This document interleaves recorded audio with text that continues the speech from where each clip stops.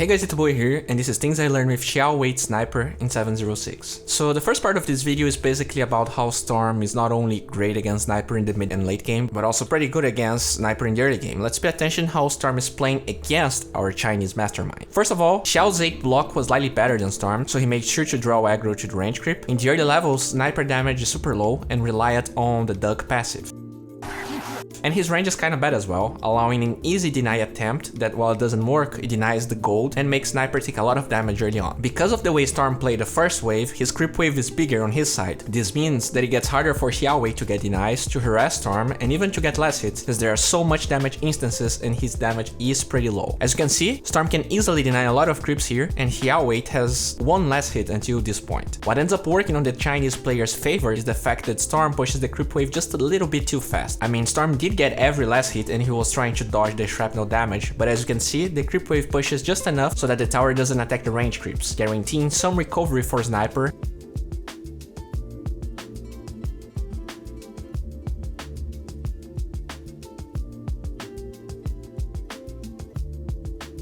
And now let's switch back. Let's watch the game from Sniper's perspective. With the level 2 shrapnel, he's able to damage the range creep and secure it by going to the other side. This means that Storm can't harass him with Remnant plus Overload. This gives him some chasing and damage potential that we will discuss soon. It's pretty clear that Storm wants to secure the range creep, so pay attention to the shrapnel placement. He doesn't even clip the enemy heroes, but ends up being a very costly trade for Storm that maybe didn't know that this was level 2. While a lot of people like to get level 1 take aim at level 3, against a range hero that likes to walk close to the creeps kinda like a melee hero, sometimes the second level of shrapnel can be very rewarding. Finally, I want to mention the items that xiao8 goes for that have slowly become popular in the pro scene. A lot of co-ops pugs have started to go for the double new talisman and double wraith band. It's not something unheard of on Sniper, and I want to say that in this patch it's probably better than ever. The mid lane in this meta is all about surviving, getting less hits and denies. Until level 6, Storm can't really dive you, and having that extra damage is very good. Boots or bottle don't really help until Storm is level 6. And here we can see him going for a very efficient self plus double backpack,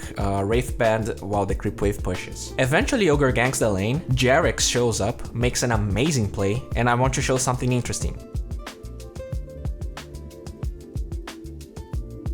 A roaming silencer shows up very aggressively and xiao8 had the option of chasing him. After all, he has boots and level 3 shrapnel. But that silencer was full HP, he only has one charge of the first kill, and there are 2 range creeps. People really undervalue the lane as a source of resources, and that's even more importantly in the new patch. Just a little bit after, we can see how this move impacts the game afterwards. So basically, xiao8 never left the lane, he was able to get level 6. And also, since he saved that shrapnel charge, pay attention to Storm's HP level. He takes like 25% of his HP, and suddenly when Jarex shows up again with an amazing gank, that shrapnel is still doing work, and with Ogre showing up, the double wraith bands and the boots guarantees that he not only survives the last right click, it gives him the chance to easily kill Earth Spirit with no chance of Sniper not proccing the passive or any of the cooldowns of Earth Spirit actually going back. Ease. Well, that's until the roaming silencer that somehow is dominating shows up again. Sniper's next movement is in my opinion very important. Genius yet lucky. The catapult wave was starting to knock on their bottom tower and Batrider is super weak after the last fight. So if xiao8 doesn't TP there, they might risk losing a tower. Something that most mid players don't really care that much, especially when you're playing Sniper, a hero that doesn't really gank well, so TPing there is basically only to defend the tower. In this case though, not only he helps his team by defending the tower, he's in way less risk of dying. Storm is not level 6 yet, so he will most likely return to the mid tower instead of bottom. By being in a different lane than Storm, he risks way less, since the effort that Storm would have to go to kill xiao8 now most likely won't be beneficial to him, allowing our Chinese mastermind to keep farming and being safe. Eventually he goes back to the mid lane, and even though it's nighttime, he doesn't mind attacking the tier 1 tower. In this game, he's only really afraid of Enigma or Storm after level 6. And I mean, Enigma doesn't have Blink Dagger yet, Ogre is making sure to pound the Spirit, while Enigma only has Arcane Boots in the top lane and is ganking there actually. Sven is not going to show up there. If the roaming silencer shows up, he can TP away, and that's something you need to identify in every game. Who are you afraid of? They most likely are not threats since the beginning, and as the game moves on, they might get scarier or not. You need to analyze that and play accordingly. Another interesting point to mention is that while Sniper is a bad ganker, you can easily participate or secure kills with the hero. It's nighttime, Storm was forced to go back to base, and xiao8 feels comfortable getting close to the top fight, and he finishes Enigma off with the ult. He probably didn't account for Storm Spirit showing up there, but look look how easily he can deal with Storm provided there's no follow-up. Since he maxed his first kill, all he needs to do is shrapnel the ground around him and fight in that space. That skill deals a lot of damage early on, and that combined with headshot completely repels the old blitz away. When you look at xiao8's items, you wouldn't think, well, time to fight. The thing about this game though when playing against Storm overall is that if xiao8 stands alone in his lane with Storm Spirit alive, well, he risks dying. So I mean, you can see that he was alone when he knew his menaces were not around. When he sees an empty lane and the risk of getting two-man ganked or his allies fighting when he has so much burst potential, the choice is obvious. A lot of people try to farm a sniper at this stage and it's just super underwhelming. It's like trying to farm with a level 6 PA. It's doable, but you would rather kill people, and by giving the call to the hero to suicide for the greater good, he's able to take the stone man right away, as well as they take Sven down.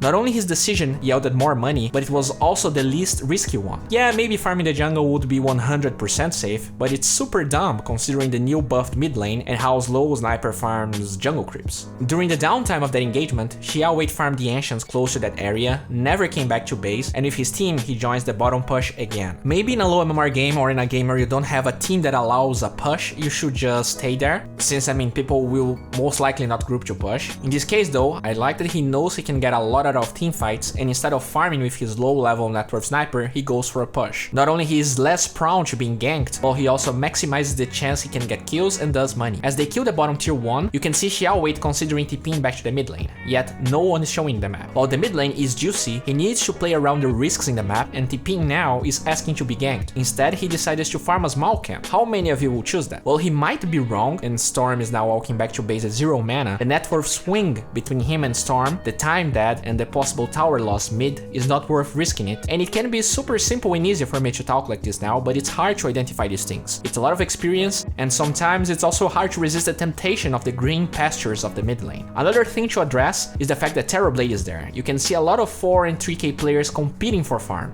They walk or they TP huge amounts of distance, and they complain later that someone is stealing their farm when they could have the foresight to farm somewhere else. I mean, even if you're just farming a small camp, at least it's an enemy small camp, and he's not competing with farm, he's not actually walking in dangerous areas or spending his DP cooldown. He finishes his Shadow Blade and makes a pretty good rotation, getting medium camp, the large camp stack, the bounty rune, and he decides to actually abandon all of that for a double damage rune. Not only he is denying a gank from Storm, he can maybe use that with his newly purchased item to get a kill. He even has a TP to get away. He doesn't go for a gank, but you can see that Storm was looking for a rune, and that deny might seem small, worthless maybe, but the fact that he actually leaves that stack camp after casting Shrapnel shows how big of a deal it is. He farms those creeps, and I want you to pay attention to xiao8's movements. He makes sure to defend that bottom tower, but more importantly, as he walks to the tower, I can see a lot of players pressing that Shadow Blade button to get there faster. You need to defend it, right? But this is kind of the reveal of the item. So he doesn't pop Shadow Blade, he can burst Van down here, and he can disengage with it later without the supports having any form of dust or reveal. Not only he can disengage, he can actually turn afterwards. That's 3 kills for the Dire side, tier 1 still up, crispy. I guess the big tip here is, Sniper is not Invoker. Go fight and still kills you lazy duck hunter. Since it seems like Radiant doesn't want to defend top, they could be finding ganking xiao8 mid and taking the tier 1 while losing the tier 2 top. He joins his team from a risky spot at nighttime, but since they have a decent amount of wards in the area, he feels comfortable. They get a kill, and I'm going to show you a clip, and I want to see if you can identify xiao8's amazing play. Okay, maybe not amazing, but very good.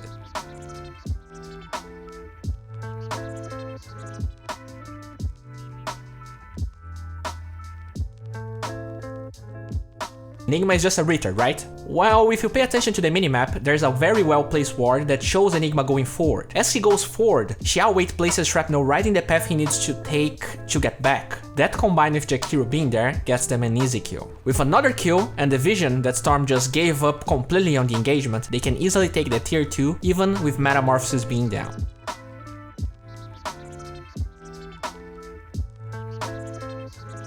Just a few moments later, we see xiao8 in the bottom lane as his team smokes, and this is the ideal position in my opinion a sniper should have in a good fight. First of all, he's far away from everyone, while his teammates are in the center of the team fight. Also, he makes sure to focus the important heroes. I would say that his biggest fears in this game are the Storm, Enigma, and Sven in that order. At the beginning of the fight though, if you have an Enigma lassoed, it's just safer to kill him before the black hole. They also take Storm down, and you can see why Sniper is so good against Sven pre-BKB. The combined effect of Shrapnel and Headshot is just very good against Run 2 heroes. I want to point out he only committed one Shrapnel charge in such a huge fight. A lot of people just start spamming the skill like crazy, but he only committed the skill in the area that the most important hero was located. Storm doesn't care about it, Enigma was dead anyways, but Sven will try to run at him, and since he committed just one in the right hero, he guarantees the kill without hindering future fights, because actually the charge time is pretty big.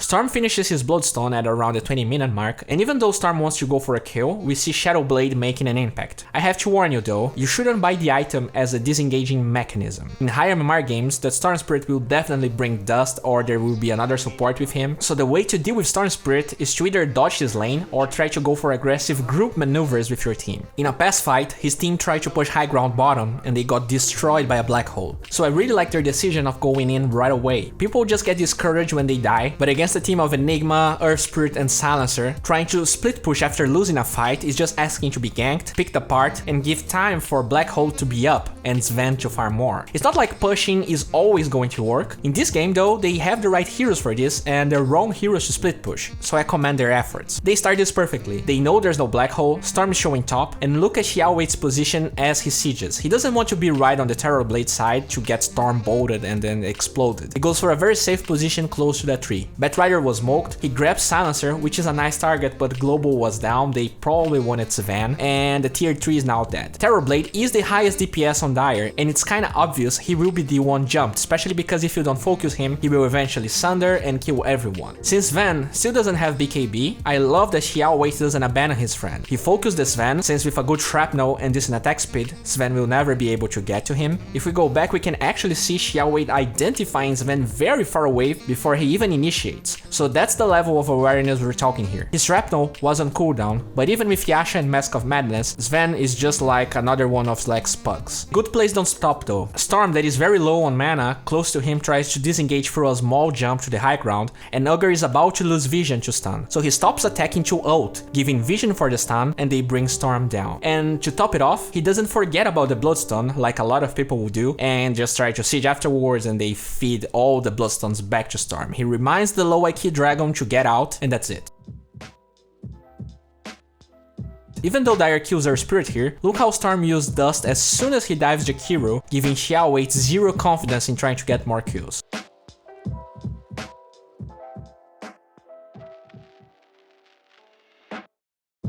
On top of that, a BKB Enigma shows up out of nowhere and they lose everyone but Terror. That being said though, every Radiant cooldown was spent and it gives them the chance to get Roshan. Against big cooldown lineups like God Strength, Black Hole and Global Silence, your best bet when you die with your team is actually doing something right afterwards. It's so common in the 3 and 4K games, people just being passive and sad after losing a fight to stuff like those kills, when in reality you should go all out. Every time you see xiao8 split pushing or doing something alone, there's a purpose or a good reason for it. Since they took every tier 2 and the bottom shrine, he is more than confident that he can at least take this wave down. Storm is visible mid and the gap between them is huge. If this was like 15 minutes into the game, maybe Storm could go for that jump, but it's too early. Also, look how the Dire team moves. It's kinda hard to talk about this because I feel like a lot of people will say that this advice is useless in their skill bracket. Still, I'm here to show why Storm is so good in the 3 and 4K bracket. People don't know how and when to group up or to use the buddy system. This type of movement allows them to control the map while maintaining some net worth advantage or at least staying even. They forced Enigma's BKB a few moments ago, but they decided it's safer to go bottom where they already took the tier 3s. I'm not sure if I agree with this decision since they could play around the Enigma's BKB duration by going top, but I do like that they group up like this pretty much during the entire game. At this stage, there's not much xiao8 can do against Storm. His best bet is that everyone will go on Terror again and he can dish damage. But Radiant's approach was not the same this time. Also, Sven has BKB. He made sure to check that. Even though Terrorblade was sieging, look how much further back our Chinese god is from him.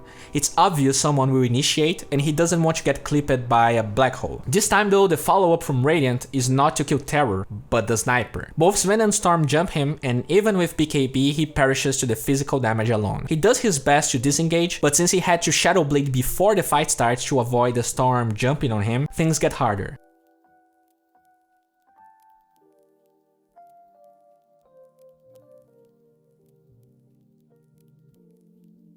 They do force several glyphs, Sven buyback, but they don't get the Rex. The biggest problem in this game is that while Radiant has a lot of long cooldown reliant heroes, Storm is the clear opposite of that.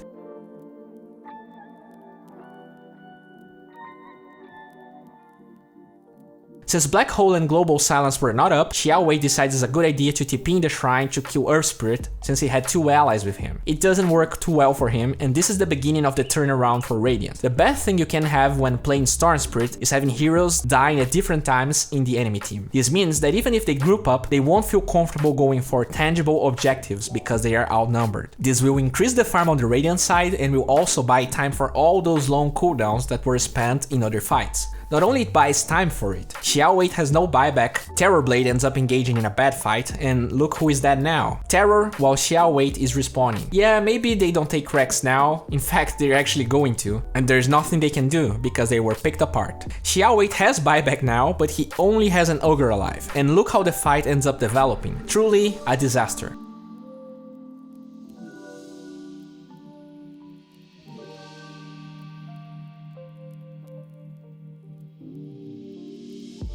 When stuff like that happens, the first step is actually regrouping. They are finally all 5 alive, and even though they lost their mid barracks, at least they are happy, I guess. The fact that they're all alive ends up giving them the guts to go for the fight here, even though Radiant has all their cooldowns ready. Since both Radiant heroes didn't save for buyback, and Dire has a Batrider in their team, Radiant doesn't feel safe contesting this Roshan, and Dire secures a Roshan that was definitely not theirs for the taking. Eventually they decide to go top, and we can see how a bunch of small decisions can hinder Dire's game so much. First of all, Sniper has Cheese, while Terrorblade has Aegis. I completely disagree with his choice. Terrorblade is a terrible Aegis carrier because he loses Metamorphosis when he comes back, while Cheese is great on him. Sometimes when he's low on HP, he doesn't have enough time to cast Thunder. Cheese is instant, it deals very well with that. On top of that, they are pushing top, while bottom is where they invested so many resources until this point. Batrider's Lasso ends up being underwhelming, and even though they force Sven's buyback, Sniper gets clipped by the Black Hole and never gets the chance to use his Cheese.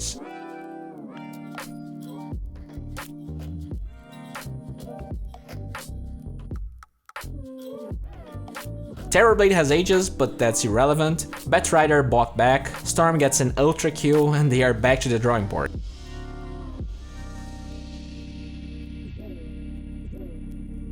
I want to mention some things xiao8 went for in the late game that I agree. I feel like most of the time people go for the extra tech range talent at level 25, but in a game like this, where there are 2 lanes of barracks down, the extra shrapnel charges are super valuable. You can equalize and even delay pushes in some lanes while you go for other ones, and I mean when you're fighting later, you still have some charges to use. Also, against heroes that are all in xiao8's face all the time, having 100 extra tech range is literally meaningless. While I feel like he did most things right, this game is a clear example of a team that lost their timings and the momentum. They threw away their lead in that first bottom push when Sniper tried to kill Earth Spirit and Enigma got a huge black hole. There was also the Cheese and Aegis problem we talked about. All in all, I feel like Dire played pretty well, but some drafts are easier to execute than others, and with so much late game and good matchups on the Radiant side, it just got unsustainable. Guys, I just want to tell everyone that I created a Discord group. I'm going to send everyone an email that actually helped me in the crowdfunding. We have 20 days to go. I want to thank everyone that helped me until this point. I mean, it was just amazing. We're probably not going to reach the entire mark, but I don't care. It's just super refreshing to see that people actually care about my work, and regardless of the amount we raise, I will try my best to deliver everything I promised. Also, if you are interested in voting, since the TI invites just came out, I'm gonna start the voting process. So if you still didn't contribute it